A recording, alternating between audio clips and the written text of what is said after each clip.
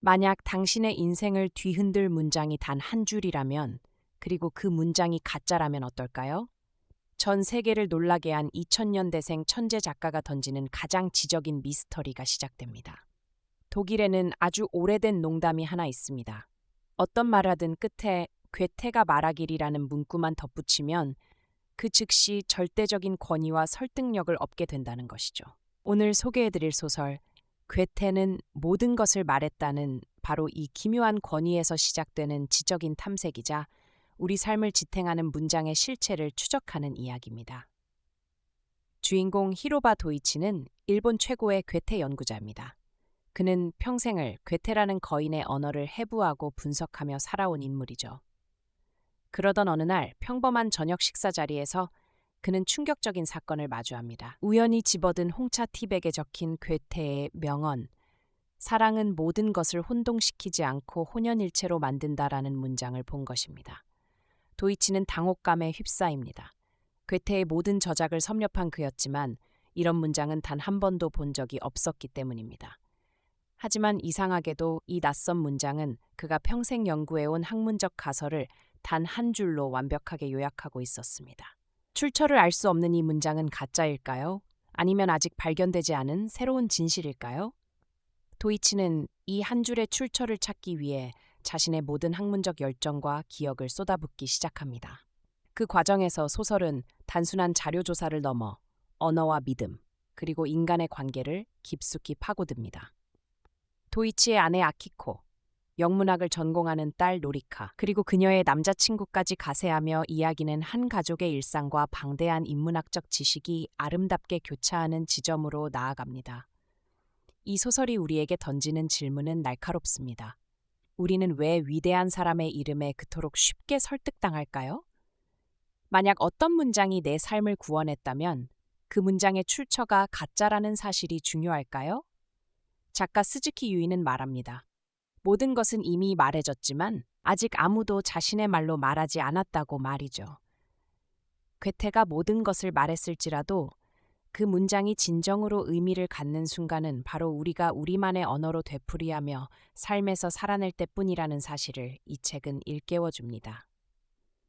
2025년 아쿠타가와상을 수상하며 일본 문단의 혜성처럼 등장한 이 작품은 23살이라는 어린 나이가 믿기지 않을 정도의 깊이를 보여줍니다. 움베르토 에코나 보르헤스의 지적 유희를 연상시키면서도 동시에 가족 간의 따뜻한 사랑과 일상의 소중함을 놓치지 않습니다. 진짜 진리는 책 속에 있는 것이 아니라 우리가 부딪히고 사랑하며 살아내는 하루 속에 있다는 이 책의 결론은 깊은 여운을 남깁니다.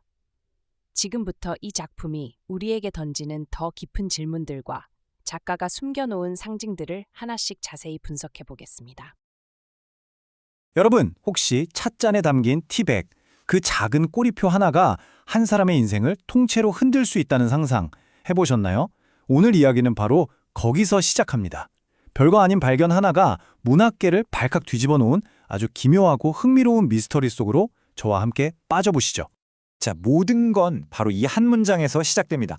사랑은 모든 것을 혼동시키지 않고 혼연일체로 만든다. 어때요? 꽤 그럴싸하죠. 이게 바로 우리 이야기의 중심에 있는 그 문구고요. 놀랍게도 평범한 홍차 팁의 꼬리표에서 발견된 건데 거기엔 떡하니 괴테의 말이라고 적혀 있었던 거죠. 그런데 말이죠. 여기서부터 이야기가 정말 재밌어집니다. 평생을 괴테 연구에 바친 그야말로 세계적인 전문가가 이 말은 생전 처음 들어본다는 거예요. 이게 말이 되나요? 바로 이 순간 아주 지적인 미스터리의 막이 오릅니다.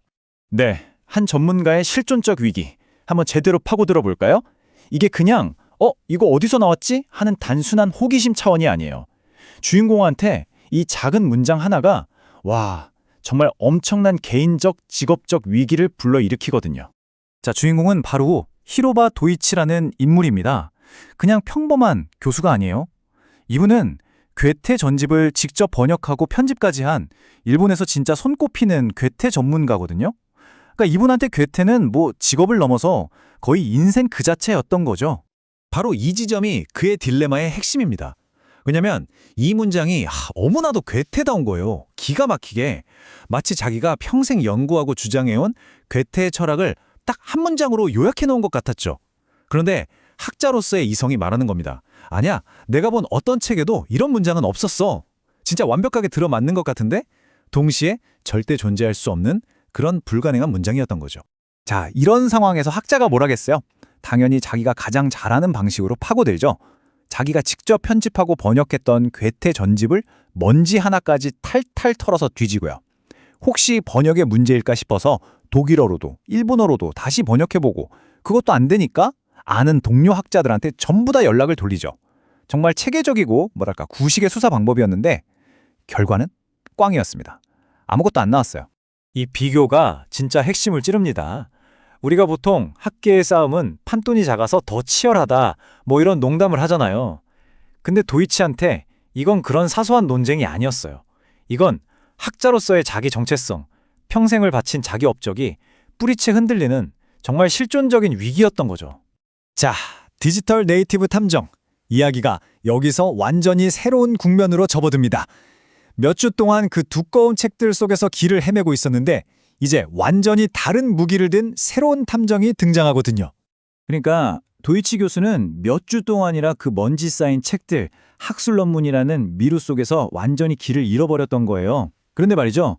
해결책은 진짜 놀랍도록 간단하고 생각지도 못한 곳에 있었습니다. 바로 코앞에요. 결정적인 한 방은 바로 딸 노리카에게서 나옵니다.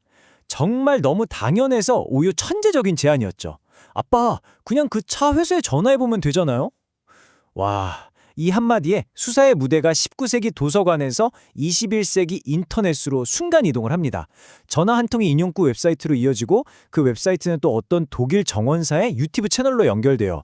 아버지가 몇 주 동안 끙끙대던 문제를 딸은 단 몇 번의 클릭으로 순식간에 실마리를 찾아내는 거죠. 세대 차이가 확 느껴지죠? 한 인용구의 생애. 자, 이제 이거 누가 한 말이야 하는 미스터리는 어느 정도 풀렸어요. 근데 여기서부터가 진짜입니다. 훨씬 더 재밌는 질문이 나오거든요.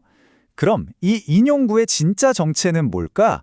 그리고 어떻게 여기까지 흘러 들어오게 된 걸까 하는 거죠. 이 여정을 한번 보세요. 진짜 기가 막힙니다. 시작은 1800년대 괴테가 썼다고 추정되는 어떤 사적인 편지에서 출발해요. 그게 몇 세대 뒤의 후손인 한 독일 정원사의 가족 웹사이트에 올라갑니다. 그러다가 이걸 중국인이 운영하는 인용구 수집 사이트에서 퍼가요. 그리고 마침내 영미권의 한 차회사가 그걸 보고 티백에 인쇄해서 일본에서 팔리는 거죠. 와, 정말 국적과 시대를 넘나드는 대서사시 아닌가요? 이게 바로 그 문제의 원문으로 추정되는 독일어 문장입니다. Die Liebe verwirrt nicht alles, sondern vermischt es. 오, 드디어 출처를 찾았나 싶죠? 겉보기엔 그래요. 하지만 여기서 엄청난 반전이 기다리고 있었습니다. 그 편지의 전체 맥락을 싹 훑어보니까 의미가 완전히 다른 거예요. 여기서 말하는 사랑, 즉 리베는 우리가 생각하는 그런 남녀 간의 낭만적인 사랑이 아니었어요. 이건 신의 사랑, 그러니까 종교적인 의미의 사랑에 대한 이야기였던 겁니다. 자, 그럼 다시 우리가 처음 봤던 티백으로 돌아와 보죠. 원래 신에 대한 사랑이라는 맥락은 온데간데 없이 사라지고 번역되고 또 재가공되는 과정에서 이 문장은 그냥 낭만적인 사랑에 대한 보편적인 명언이 되어버린 거죠. 겉모습은 비슷할지 몰라도 과연 이게 같은 문장이라고 할 수 있을까요? 바로 이 지점에서 단순한 추리극이 아주 깊은 철학적 질문으로 바뀝니다. 여러분, 과연 어느 쪽이 진짜 인용구일까요? 진위도 불분명한 편지 속에 있던 신의 사랑에 대한 문장일까요? 아니면 수많은 사람들에게 공감을 주면서 널리 퍼진 인간의 사랑에 대한 이 문장일까요? 작가의 원래 의도, 그게 우리가 지금 만들어내고 느끼는 의미보다 항상 더 중요하다고 할 수 있을까요? 오독이 중요한 이유. 네, 바로 여기가 이 소설이 진짜 하고 싶었던 이야기로 들어가는 지점입니다. 이건 그냥 잃어버린 인용구 하나 찾아내는 재미있는 추리소설이 아니었던 거죠. 해석이란 무엇인가? 진실이란 무엇인가? 그리고 우리가 세상을 어떻게 이해하는가에 대한 아주 깊은 성찰을 담고 있습니다. 그리고 이 모든 건 소설의 제목 괴테는 모든 것을 말했다와 딱 연결됩니다. 이게 사실 도이치 교수가 독일에서 배운 농담 같은 거였대요. 뭐냐 하면 되게 멋지고 똑똑한 말을 들었는데 누가 했는지 잘 모르겠다? 그럼 그냥 괴테가 한 말이야 라고 하라는 거죠. 워낙 이것저것 말을 많이 남겨서 대충 맞을 거라는 거예요. 재밌죠? 어떻게 하나의 아이디어가 원래 주인을 떠나서 스스로 생명력을 얻게 되는지를 이보다 더 잘 보여줄 수는 없을 겁니다. 작가인 스즈키 유이가 직접 소설의 주제를 이렇게 설명했어요. 올바르게 읽으려고 노력하고 그 과정에서 잘못 읽게 되는 것. 이 오독이야말로 문학이 가질 수 있는 가장 위대한 가치 중 하나다. 그러니까 우리가 뭔가를 이해하려고 애쓰는 그 과정 자체, 설령 그게 오해나 잘못된 해석으로 이어진다 해도 바로 거기에 진짜 가치가 있다는 거죠. 우리가 만들어내는 의미가 원작자의 의도만큼이나 어쩌면 그 이상으로 중요할 수 있다는 겁니다. 그런데요, 여기서 진짜 놀라운 사실이 하나 있습니다.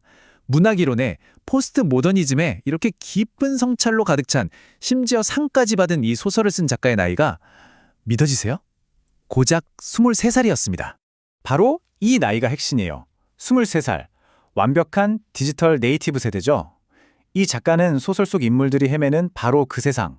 그러니까 인터넷에 떠다니는 수많은 조각글, 밈, 맥락 없이 돌아다니는 정보들 속에서 자란 겁니다.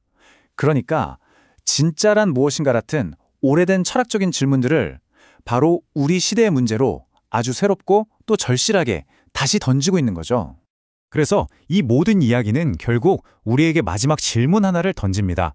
이렇게 정보가 넘쳐나는 시대에 우리가 찾아낸 이 수많은 조각들로 우리만의 의미를 만들어내는 것.